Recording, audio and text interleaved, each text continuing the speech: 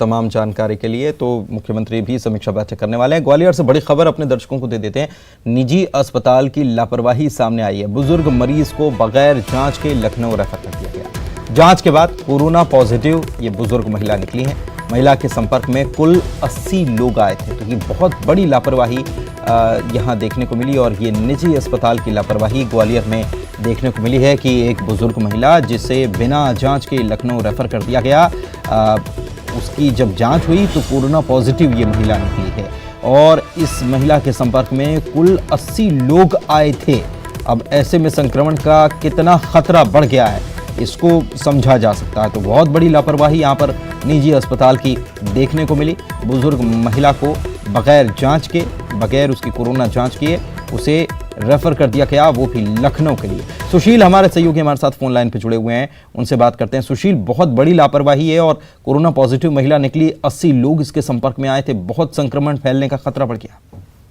बिल्कुल, देखिए कहीं ना कहीं बेहद गंभीर लापरवाही है। राजस्थान के धौलपुर इलाके से ये ग्वालियर के परिवार अस्पताल में इलाज के लिए आई थी और यहाँ पर 80 साल की इस बुजुर्ग महिला को इलाज के बाद जब तबीयत खराब हुई तो उसे लखनऊ के लिए रेफर कर दिया परिवार को कहने पर।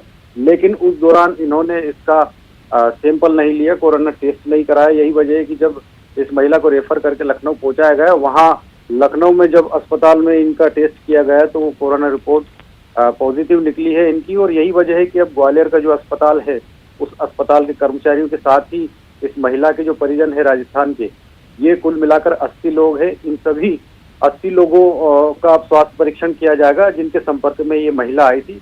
लेकिन कहीं ना कहीं ये निजी अस्पताल की एक बड़ी लापरवाही है। अगर समय रहते यहाँ इसका परीक्षण करा लिया जाता तो आसपास के लोगों के संक्रमण का खतरा भी कम रहता। और लखनऊ चूंकि गई तो वहां भी जिन लोगों के संपर्क में आई, तो लखनऊ में भी अब जिन लोगों के संपर्क में या डॉक्टरों की या नर्सों के संपर्क में रही होगी उनका भी स्वास्थ्य परीक्षण अब किया जाएगा। बिल्कुल, लापरवाही कितनी भारी पड़ गई। बहुत बहुत शुक्रिया आपका इस जानकारी के लिए सुशील। इधर इंदौर में कोरोना के मामलों की अगर बात कर ली जाए तो एक बार फिर से बड़ा आंकड़ा सामने आया है। इंदौर में 131 नए केस इंदौर जिले में पॉजिटिव आए हैं और इसी के साथ ये संख्या बढ़कर 2238 हो चुकी है।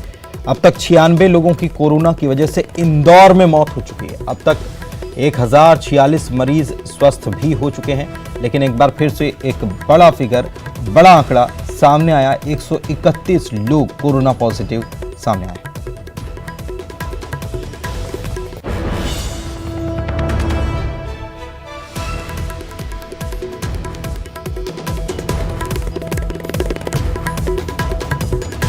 कोरोना के 131 मामले सामने आए और जिले में पॉजिटिव मरीजों की संख्या इसी के साथ 2238 हो चुकी है। 96 लोगों की कोरोना की वजह से मौत हो चुकी है और बीते 4 दिनों से अगर देखा जाए तो लगातार आंकड़ा बढ़ता हुआ, उसमें उछाल आता हुआ, रोजाना मामले जैसे जैसे सामने आ रहे हैं, रोजाना एक नया आंकड़ा सामने आता है और बढ़ा हुआ, पिछली बार से, पिछले दिन से बढ़ा हुआ ये फिगर सामने आता है और 131 लोगों के रिपोर्ट अब इंदौर में पॉजिटिव आई। विकास हमारे सहयोगी हमारे साथ इंदौर से लाइव जुड़े हुए हैं, उनसे बात करते हैं। विकास, रोजाना हम बात कर रहे हैं और रोजाना जब से बात कर रहे हैं तब से लगातार हम देख रहे हैं कि आंकड़ा बढ़ता हुआ नजर आ रहा है। 131, और ये क्या टोटल रिपोर्ट जो पेंडिंग थी उसका ये डेटा सामने आया है या फिर जो सैंपल कलेक्शन किए गए हैं उसका ये डेटा है और बैकलॉग अभी बाकी है?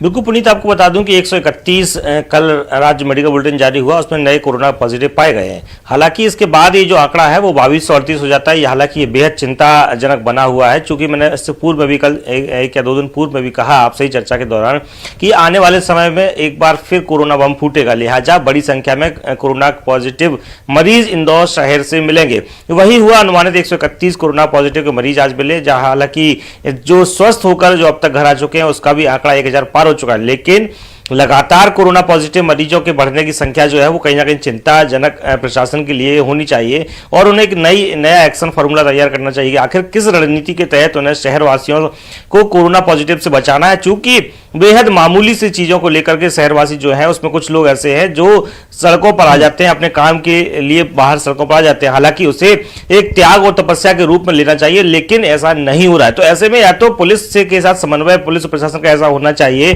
कि सख्ती पर्याप्त होना चाहिए। यदि सख्ती पर्याप्त होगी तो संभवतः लोग अपने घरों में रहेंगे। हालांकि कुछ दिनों से ये भी नोटिस में आ रहा है कि जो सख्ती का जो पहले दायरा था वो कहीं ना कहीं घटी है, तो इसी वजह से भी लोग सड़कों पर आते हैं। कई बार और अपने फिर कामों के मामले लिए अगर सख्ती घटाएंगे तो फिर मामले बढ़ते जाएंगे और ये चेन कैसे टूटेगी, सवाल यही है।